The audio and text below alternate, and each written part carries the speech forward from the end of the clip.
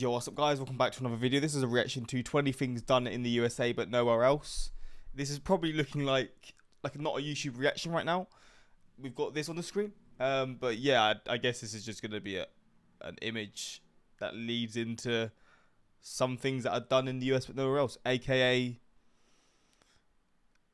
house parties. Is this a house party? Probably not, I don't know. But yeah, we're going to just jump into this video. And yeah, let's jump into it. We're looking at 20 things that you can do in the United States, but nowhere else. What is, I mean, I know it's just girls in the bikinis, but what is actually, and this isn't just a reason to go back, honestly. What is the reasoning for this in the background? It's just such a random image.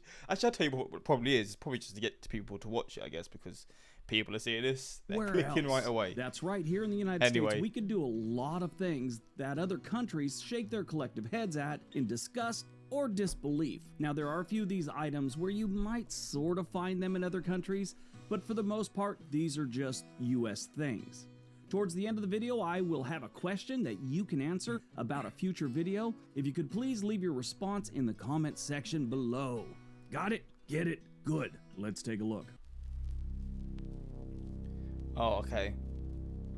Okay. Number 20, advertising prescription drugs. The US and New Zealand are the only countries where direct-to-consumer advertising for prescription drugs is legal. We're a little heavy on it compared to New Zealand.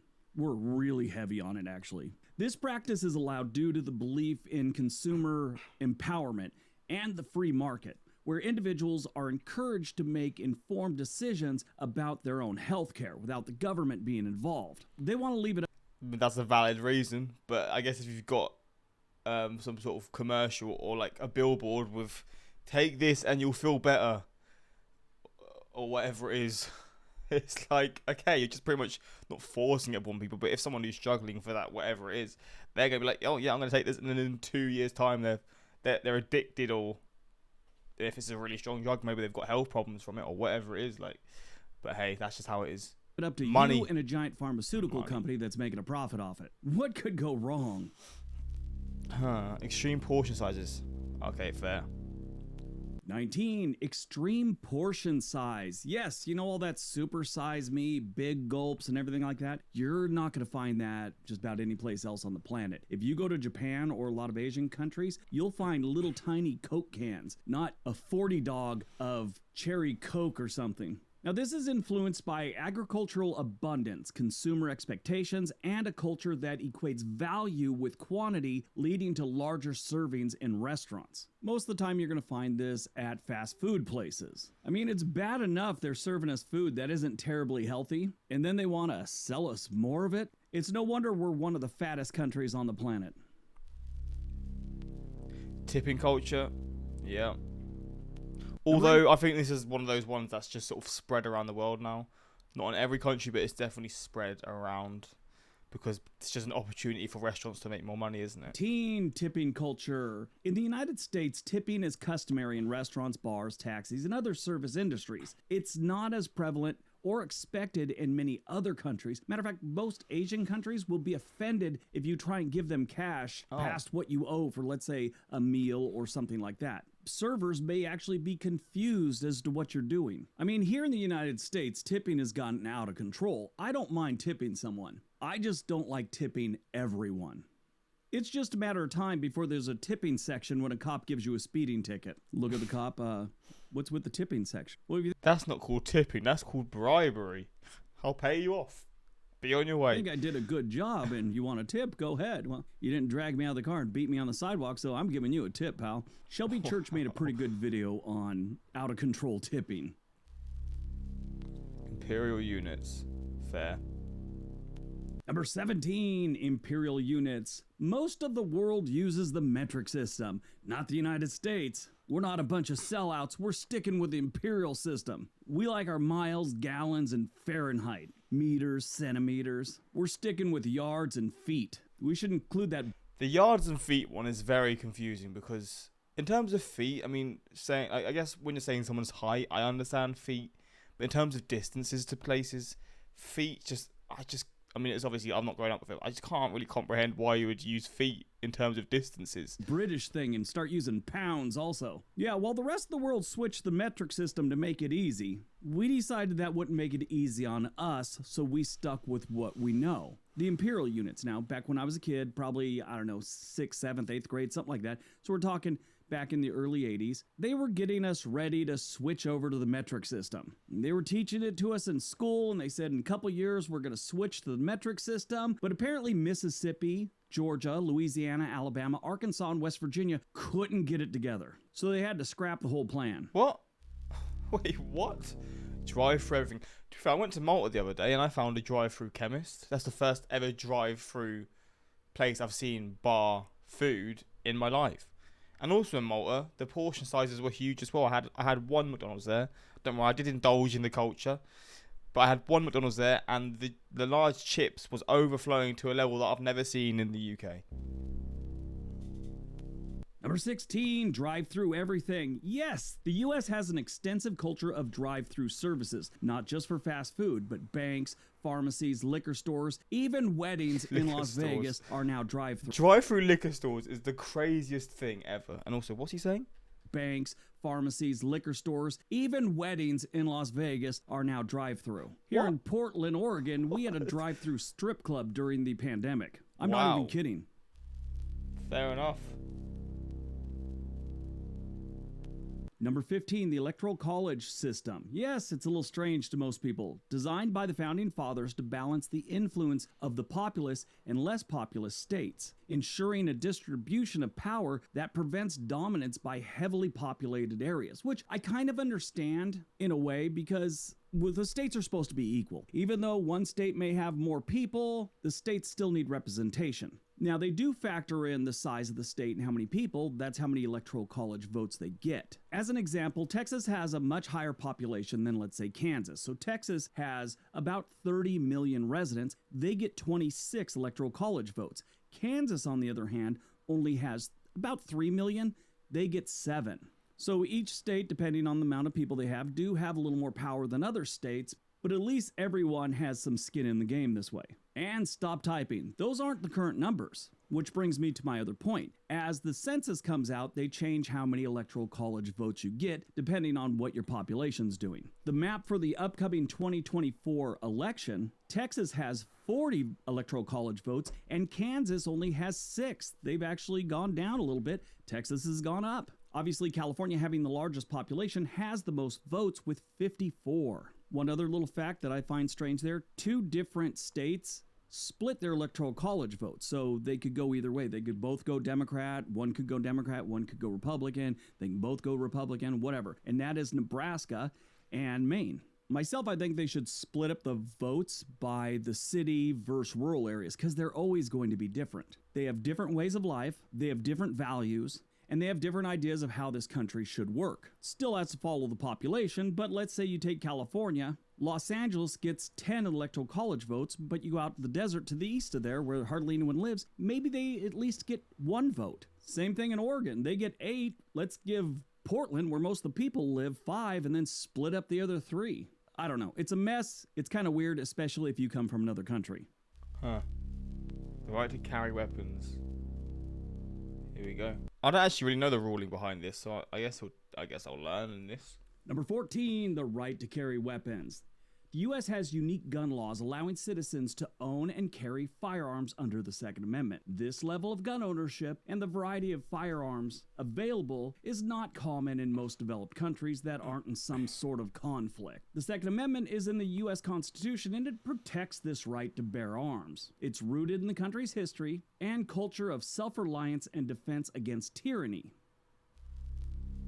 Fair. Free refills, can't go wrong. I mean, you can.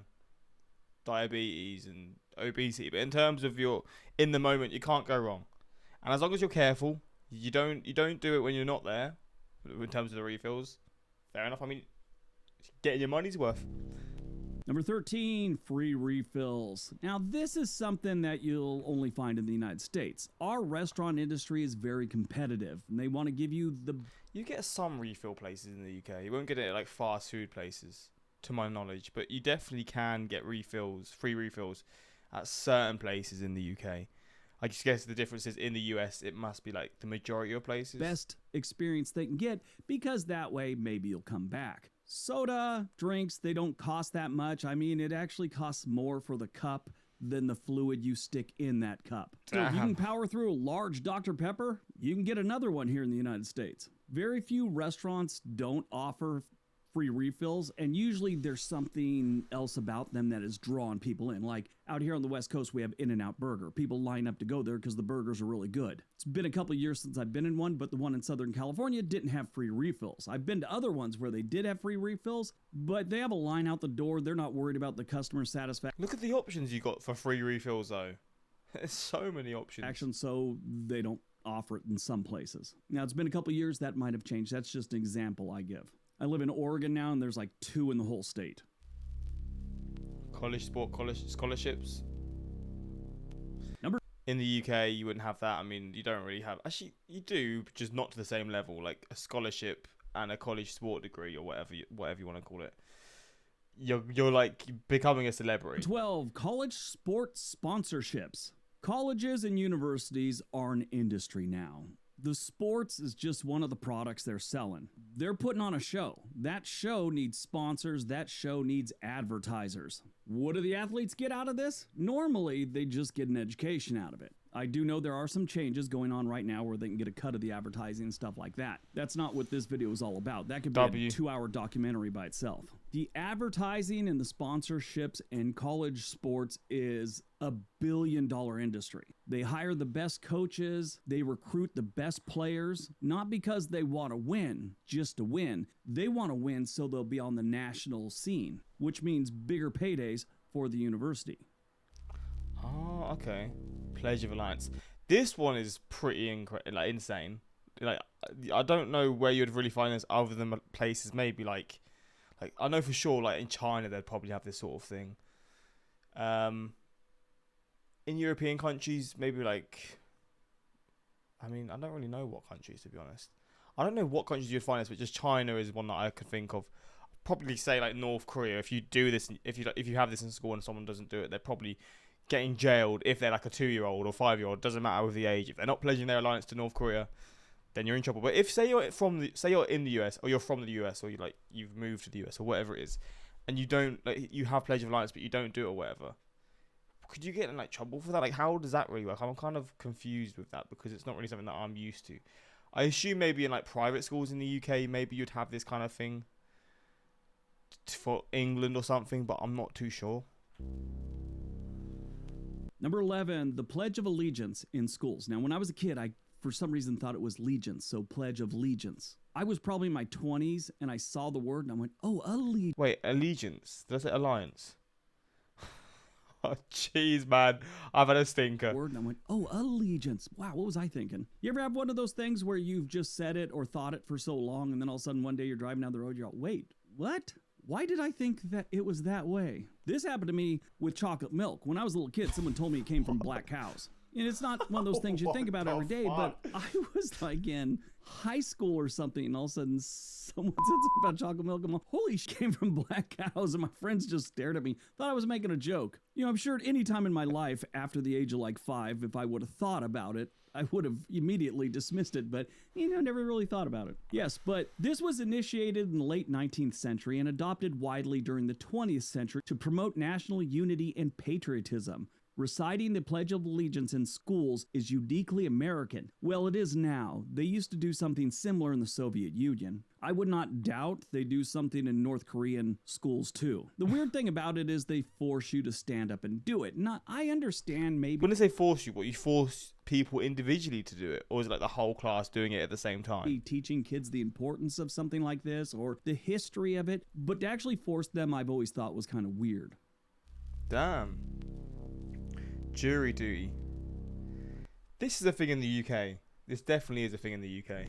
Number 10, jury duty. U.S. citizens are summoned for jury duty, participating in the legal system, and it is mandatory unless you've got a really good excuse or you did what I did. I pretended I was insane. I never got a jury summons again the rest of my life. Now, this is in California. 2 things I did. They asked me my first question. I said I had to consult my attorney. He lives in my pants. I got some giggles. They stared at me. The judge lowered his glasses and said, "Really?" And I said, "I don't know."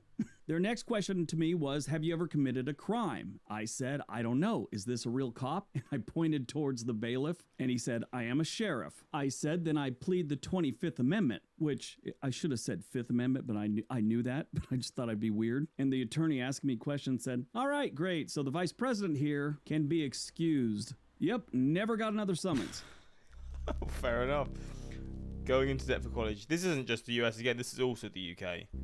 But the debt is, I think how college or uni debt in the UK works is, so you finish uni, you get the degree, you get a job from that degree, and then if you earn over a certain amount, you then pay a percentage every single year.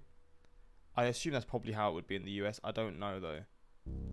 Like, say you don't ever get a job within that, like the job sort of sphere of what you're doing, or you get a job but it's just not at a certain amount of money that you were expecting to earn.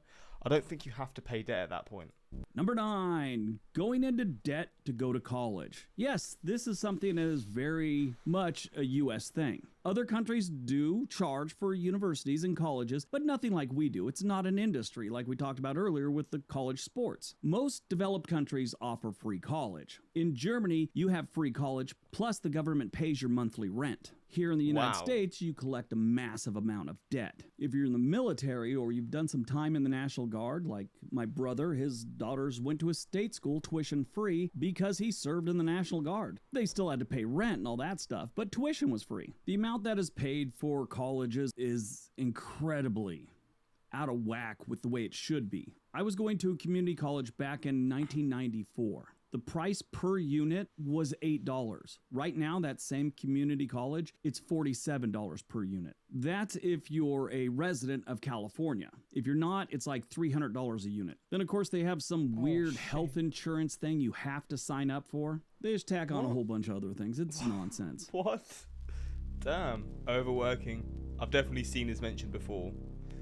Number 8, overtime, or being overworked. The U.S. is considered to be one of the most overworked countries in the developed world. There are some countries like Japan and a few other ones where they do work harder than us, but we're up there. Most countries offer 6 weeks of paid vacation. You can get some vacation depending on your employer here, and I guarantee it's not 6 weeks a year. A lot of other developed countries offer up to 1 year paid maternity leave with job security. I've talked to a few people that have come to the United States for work, usually on the tech side of things, and they cannot believe we don't have things like the maternity leave, more than 2 weeks for vacation time.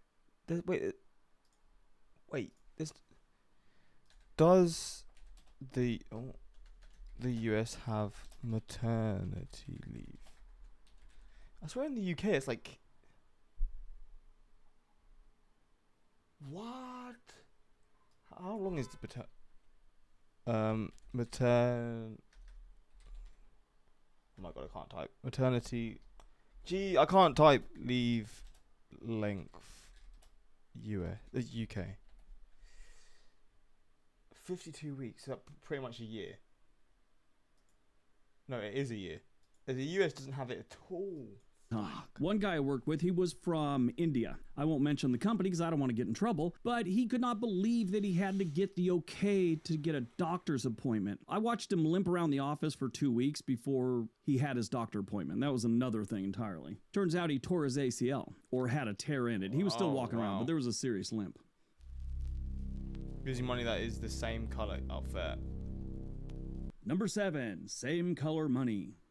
Yes, in case you don't know, most other countries have different colored ink for their folding money. You know, $5 might be green and $10 might be red, $20 might be blue. Here in the United States, it's like we had a sale on green ink and we just stuck with it. I worked with they're all in their 20s and stuff like that, and they're college students when I was at Netflix. One day I pulled out a bunch of dollars and asked them if they could name the portraits on each one of the size currencies I had. $5, $10, $20 bill I think I had. They said George Washington for every single one of them. Nobody guessed any of the other ones. I even pointed to the $5 bill and he's known for ending slavery. And a mid-20-year-old college student said, Martin Luther King? I just looked at her and said, I weep for America.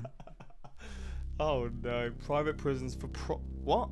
I don't know what the hell this means. Number 6, for-profit private prisons. This is a unique concept only in the US, with private companies running prisons for a profit. Now, Oh, so all prisons in the US are considered private?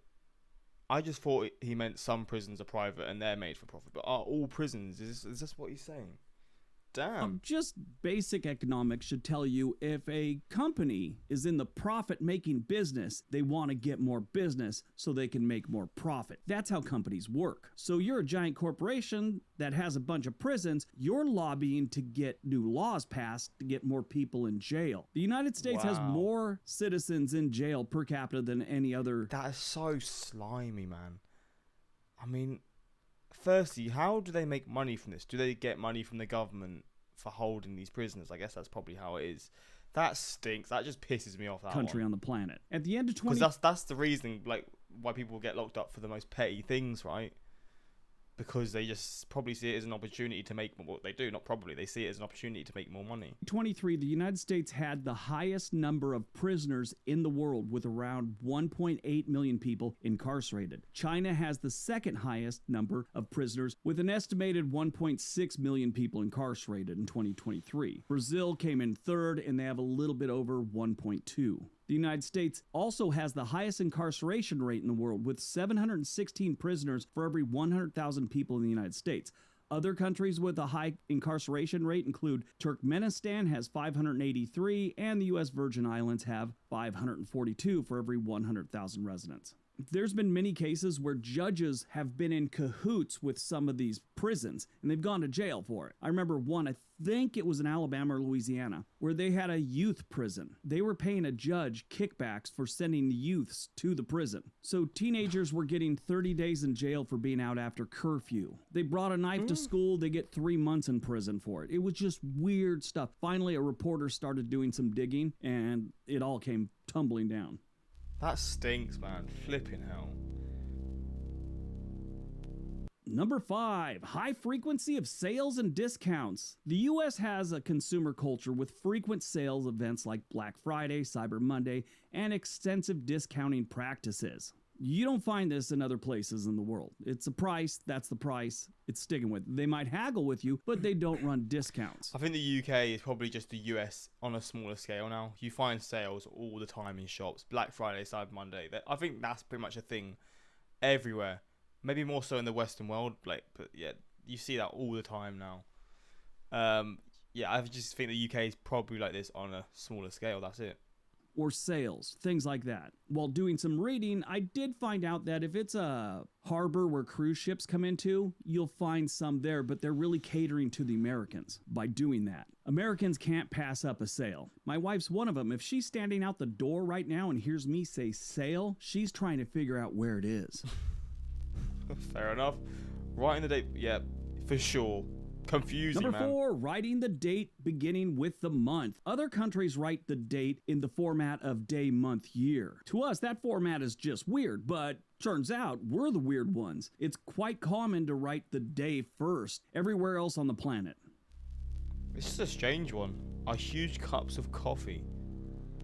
Number 3, huge cups of coffee. As it turns out, other countries find it strange that we offer massive cups of coffee and take it to go. Outside of the US, it's typically consumed in small quantities and you sit down and drink it at the little cafe or wherever you're at. Yeah, it's like a little bit bigger than a shot glass, maybe 3 shot glasses together. That's how big the cup is normally, and we don't fill it with a bunch of cream and sugar and everything else like that. When I was in South America, I saw them squeeze lemon into it a lot.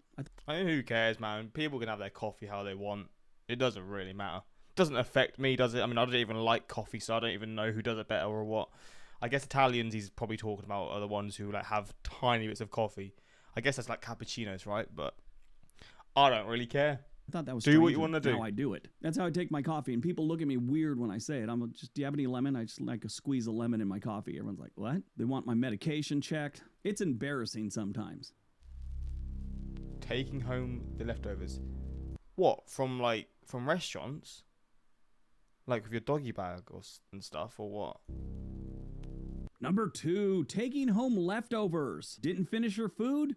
That's not an American thing. That's not an American thing. I mean, maybe it started in America, but that's not just solely an American thing. Bro, if there's food left on my plate at the restaurant, I'm taking that home, man. It's my food. I paid for it. Get it to go. No big deal, right? Well, it is a big deal in other countries. It's frowned upon, actually, rude in some other places. What? I'm trying to think of where this would be, where it's seen as rude. In France, for example, a law had to be passed to allow this to happen. France, Jesus, man. Normally, there isn't that much of a need to do this because they don't serve giant portions like we do here in the United States.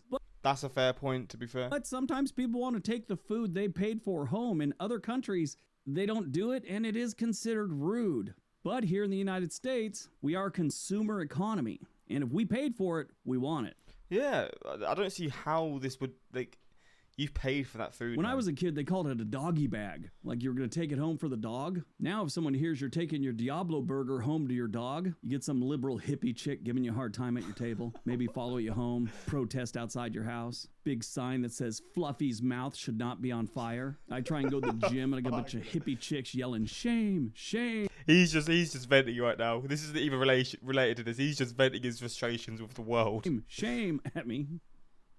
All right, before we get to number one, all our we have a new...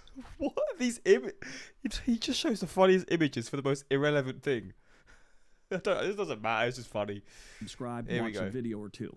All right, here's your question. What major city in the United States... Question?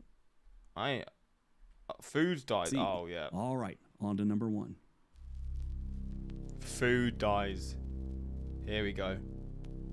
And number one, food dyes. In other countries, it's actually illegal to add food dyes and other additives to food. Here you get the whole rainbow, then some. The reason they have laws against these additives and food colors, because it's bad for you. Here in the United States, we promote food that is actively trying to kill you.